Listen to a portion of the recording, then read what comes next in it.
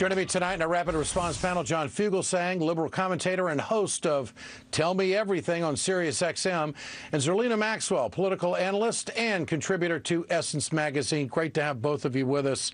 Zerlina, you first. Do you think Monica Lewinsky will have a big impact and really begin a change? What do you think? I think so, but I think that change had already begun, because there are a lot of journalists, women journalists in particular, including myself, who have experienced this firsthand. I mean, the first time I was on your show, Ed, 2 years ago, it was because I was the target of online harassment and death threats because of a segment I did on Fox News. And I just do not think that any longer we can attack women and their opinions and their right to speak by threatening to murder them. I think that we all, as a collective society and as social media users and internet users, we have to have a higher standard of decorum and behavior.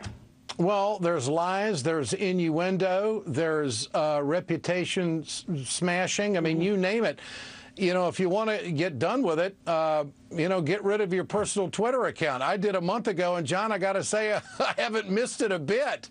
You know, we think we need these tools in the media, but there is a way, and just get away from it. Now, are we turning the corner on cyberbullying? What do you make of this? No, actually, we're not turning the corner on it just yet. We're a ways away from that.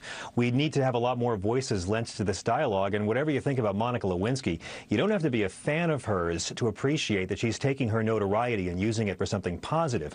My bigger issue here, and I'm someone on social media who gets attacked by these cowards every day, and it's important to remember that all bullies are cowards. But my issue is with the word bullying. I would like to see us get away from this archaic 1950s Archie comic term, because people don't take it seriously. It's like saying, it's like the Little Rascals. You know, it's like saying ISIS is peevish. I would rather use more appropriate language like peer abuse or harassment, because I don't think we're going to take it seriously as a nation if we're still using a term that sounds, frankly, like you know, something from an after-school special. Yeah, but, you know, Zerlina, freedom of speech. I mean, you can't reel it in with any kind of legislation. I mean, this is the fishbowl that our society swims in. How else do you view it? Well, I think, you know, Ed, in terms of the free speech argument, you know, you don't have the right to threaten to kill me. You don't have the right to threaten to rape me. And so there are limits to free speech. And the legislation has not yet caught up, although in states like New Jersey, for example, after the case of Tyler Conlenti, where he committed suicide after being harassed online by his roommate, New Jersey did pass a very strong cyberbullying law. So how would you control that? How would you control that? Well, I think that the threats, when they are specific, when it's somebody, you know, who's going beyond just an aspirational threat or insulting you personally, when it goes to physical violence, I think that Twitter and Facebook and social media platforms, as well as other users on those platforms, need to self-police. And Twitter needs to do a lot better job in enforcing their terms of service, because it actually says in their terms of service that you cannot threaten to kill someone on Twitter, and yet that happens to people like me and other women journalists every single day. And so it's Twitter's job to enforce that. So, John, what do they do?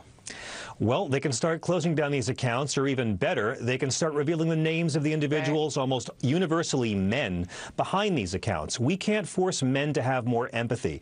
And as bad as guys like you and I may get it from these harassers on Twitter, Ed, we have no idea, no man can have any idea how abusive this is for a woman, because it's just disgusting and shameful. I do think that the ability to create tons and tons of dummy accounts where you never have to show your name, never have to show your face, and just put out the most abusive, slanderous, libelous content. I've had people take my headshot and have accounts with my name on them and try to sabotage me professionally with people I've worked with in the past.